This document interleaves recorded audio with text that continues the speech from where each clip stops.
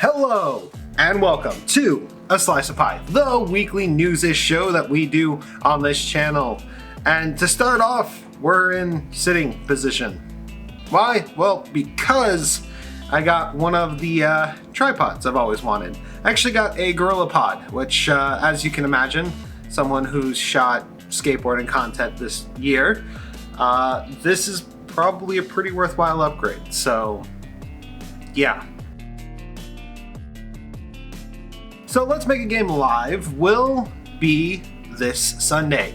We're going to be working on specifically creating attack animations, actual attack damage and damage calculations, health bars, pretty much the works of an RPG.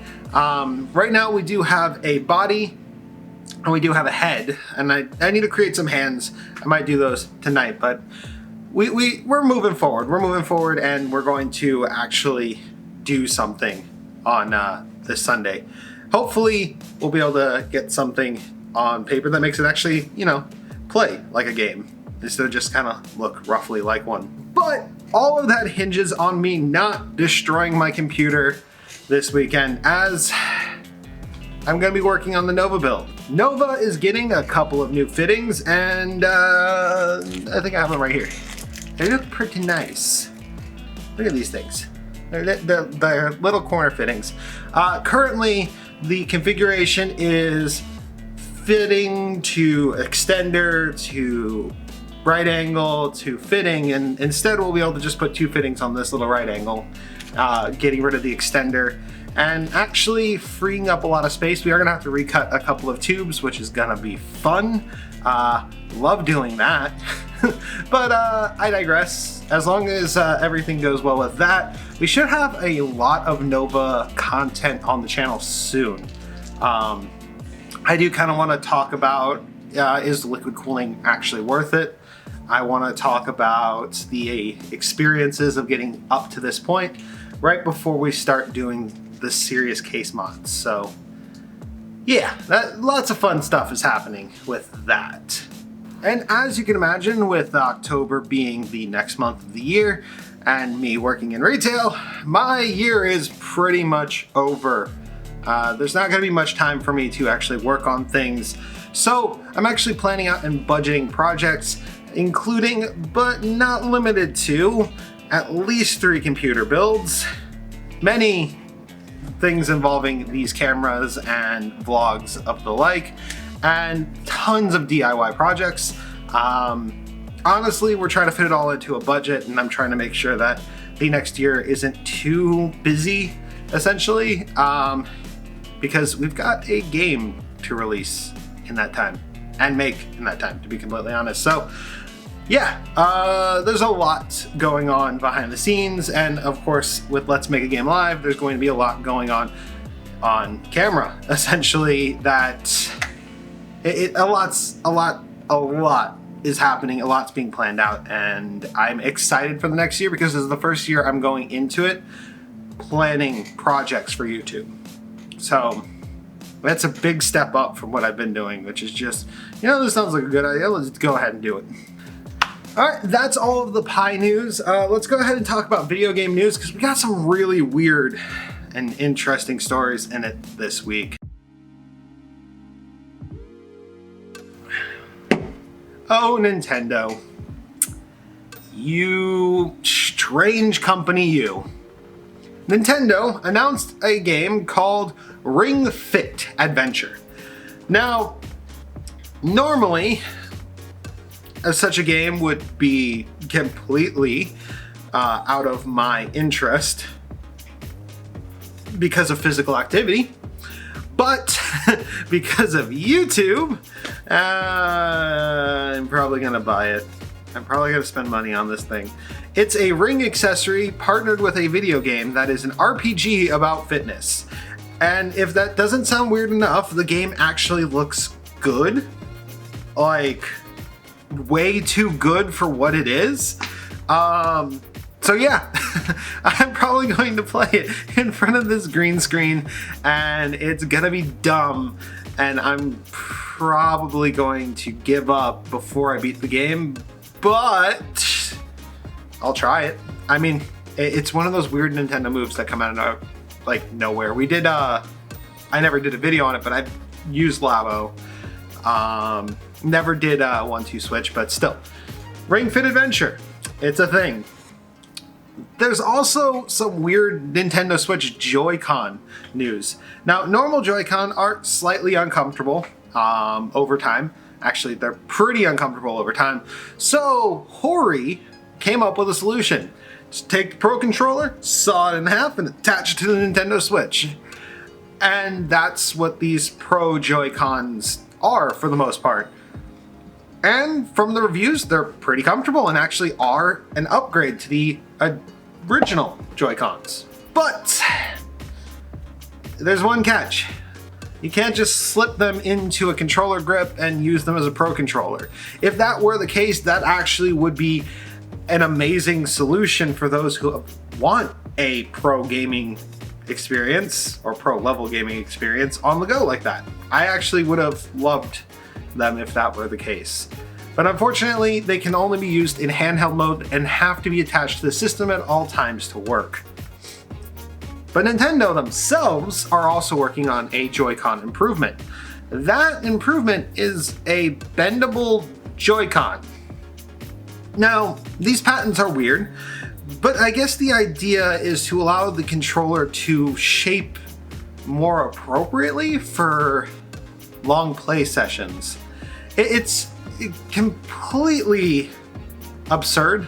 The only time your finger is really going to benefit from this sort of directional shape is when pressing forward, but who knows? It might actually end up being more comfortable. Nintendo seems to know somewhat what they're doing with ergonomics because the Pro Controllers themselves are incredible. So I have no idea what it's going to be used for or if it's going to be used at all, but hey, it's something they're working on. GameStop, the company that everybody likes to attack. So everybody's kind of, you know, talking about their financial woes and how they're falling apart, but that's not as bad as everyone seems to be making it out to be. They're only closing 200 stores. Now, 200 stores closing is like 400 employees, roughly. And GameStop's only really employ like 2 people. That's a joke, they employ a lot more than that. But to be completely honest, like out of their total stores, I think it's like 3%. And closing 3% of your stores, especially in a company that's in every mall in America, and like the malls themselves are dying, like there's a good reason why those stores would be closing. To be completely honest though, I really haven't shopped at a GameStop recently. I probably pick up a bunch of used games pretty cheap for the PlayStation 4 and the Switch at this point. Might do it before they go under. Steam, in their fight against Epic Games, has sort of shot themselves in the foot a little bit. Their new developer EULA actually includes the phrasing that a game has to be released on Steam alongside every other platform. Now, the only reason that this is a problem for those games that are launching on Epic Games is they are timed exclusives now being forced into full exclusivity. And it's essentially Steam's fault for doing it. It's really weird. Like Borderlands 3 just came out. It came out today. And I plan on playing it on the Epic Games launcher just because I like Borderlands.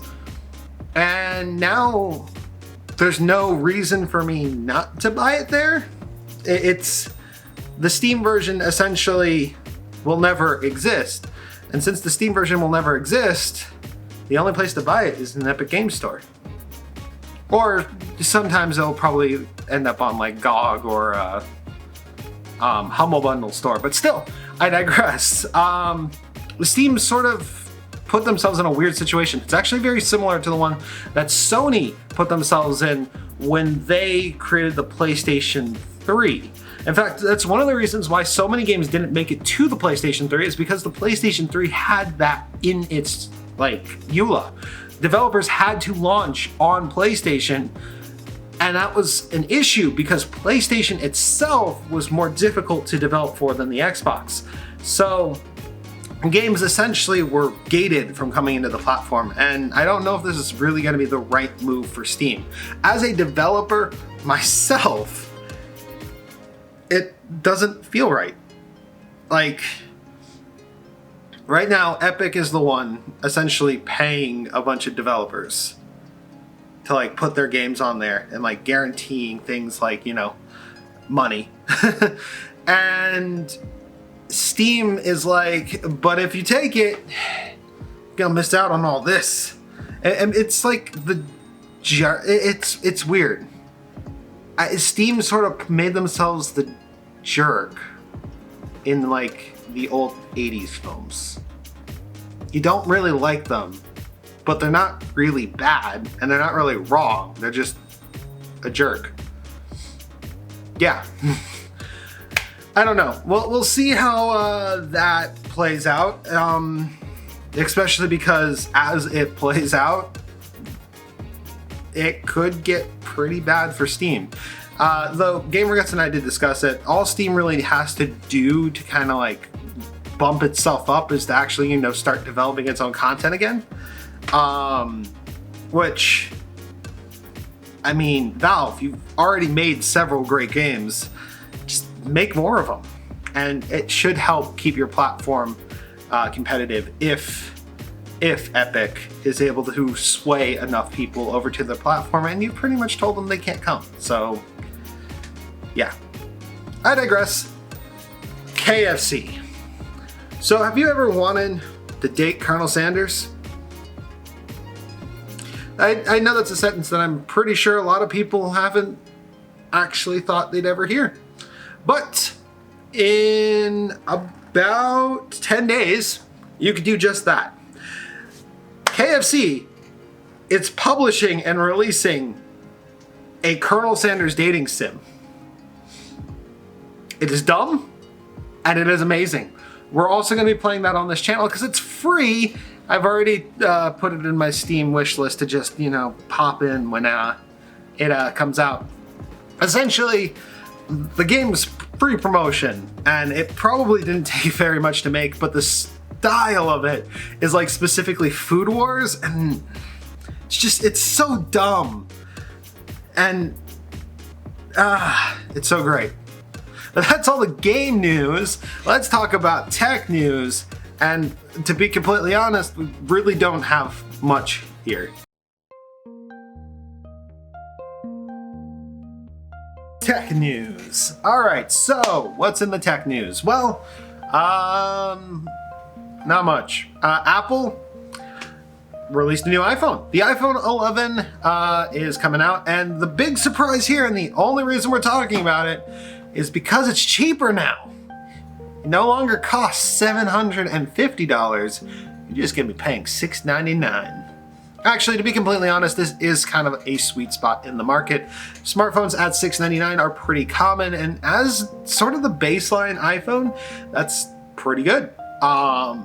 It's the least Apple thing Apple has done in a long time. So that's saying something. Apple has created their own cloud streaming service. It's sort of like Google Stadia, except all the games are not AAA games. It seems interesting enough, and there was Frogger. Yeah.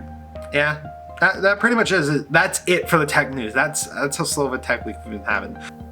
That's pretty much it. We're gonna wrap things up.